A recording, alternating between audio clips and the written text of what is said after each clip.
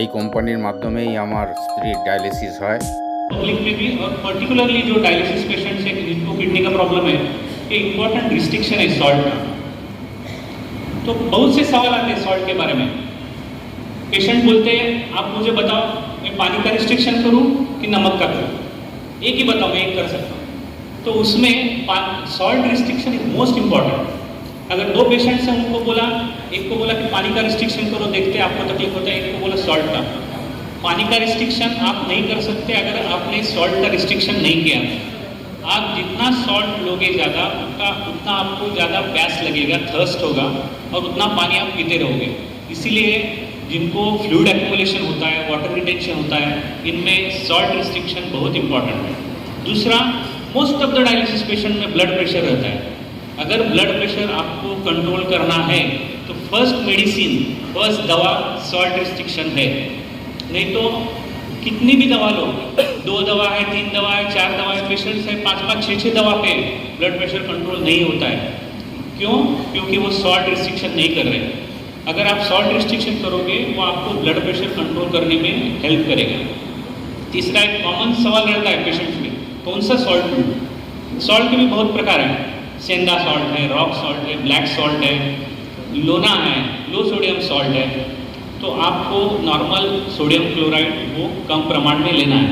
Salt around 2 to 3 gram per day आप cook करके खाना तभी चलेगा, एक्स्ट्रा सॉल्ट नहीं लेना है। लोना सॉल्ट जो रहता है उसमें पोटेशियम ज़्यादा रहता है, वो डायलिसिस पेशेंट को अच्छा नहीं है। ये सब हेल्थ प्रॉब्लम है सॉल्ट की वजह से। आपने देखा कि सॉल्ट की वजह से फर्स्ट ब्लड प्रेशर, हाइपरटेंशन हो सकता है। हाइपरटेंशन हुआ, जिनको ब्लड प्रेशर है उनमें हार्ट प्रॉब्लम, कार्डियक प्रॉब्लम होने के चांसेस है। उनमें ब्रेन्स के प्रॉब्लम, लकवा मारना, पैरालिसिस, ये प्रॉब्लम्स होने के चांसेस है। और जितना सॉल्ट ज़्यादा लोगे, जिनमें किडनी स्टोन का प्रॉब्लम है उनमें भी वो प्रॉब्लम बढ़ता है। इसीलिए सॉल्ट रिस्ट्रिक्शन, कम सॉल्ट लेना प्राइम इंपॉर्टेंस है डायलिसिस पेशेंट्स के लिए। कम पीना है क्योंकि आपका किडनी काम नहीं कर रहा है। जो भी किडनी का मेन काम है एक्स्ट्रा पानी जो शरीर में वो निकालना है।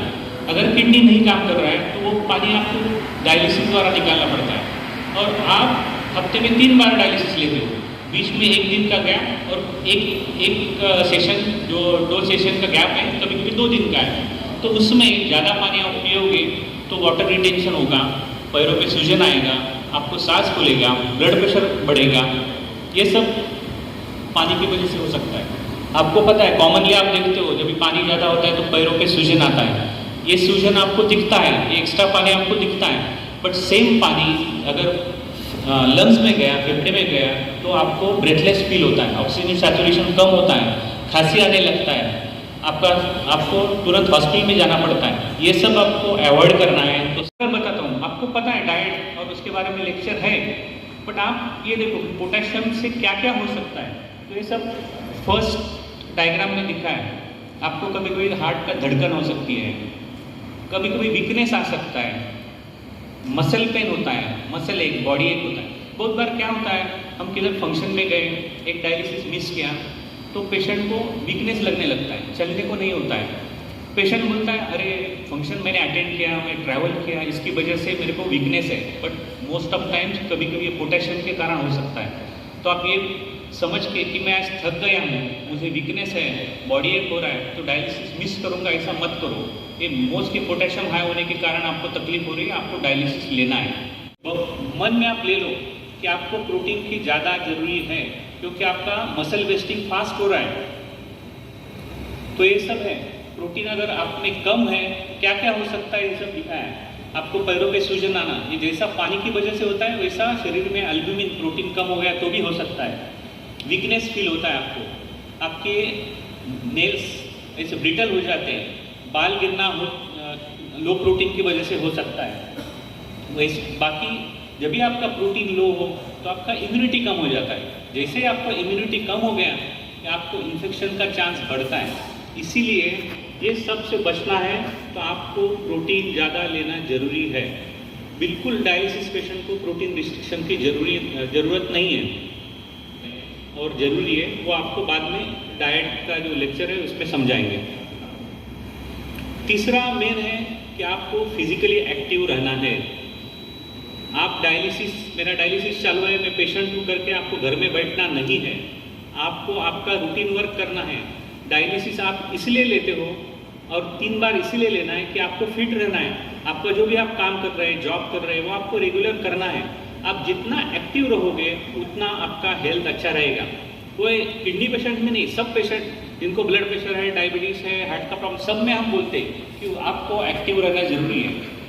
तो सिंपल थिंग्स है, आपको एक्टिव रहना है। एक्सरसाइज क्या, जिम जाने की जरूरत नहीं, सिर्फ वॉकिंग करो। डेली आप आधा घंटा से 45 मिनट्स वॉक करोगे, एटलीस्ट हफ्ते में 5 बार करोगे तो आप एक्टिव रहोगे। हमने जनरल प्रैक्टिस में देखा है, बहुत बार हमारे पास पेशेंट्स आते हैं, देखा है 80 साल के पेशेंट है, 85 के पेशेंट है, 90 के पेशेंट्स आते हैं, एकदम हेल्दी लगते हैं, बैठते हैं देखने के लिए, डॉक्टर ये बीपी मेरा है, मैं रूटीन दवा के लिए आया। हम उनको पूछते हैं आप इतना एक्टिव कैसे 80 के एज में भी, तो ये पाया गया, वो सब बोलते मैं चलता हूँ। ये सब पेशेंट जो देखा है, जो चलते हैं ज़्यादा, उनका ओवरऑल हेल्थ अच्छा रहता है। सो बेस्ट एक्सरसाइज आपको सेहत को अच्छा रखने के लिए, आपको फिट रखने के लिए वॉकिंग बेस्ट एक्सरसाइज है। कॉस्ट नहीं लगता है, किधर भी आपके पास रूम है, आप जा सकते हैं, रोड से वॉक कर सकते हो, लेकिन डेली वॉकिंग करना बहुत ज़रूरी है।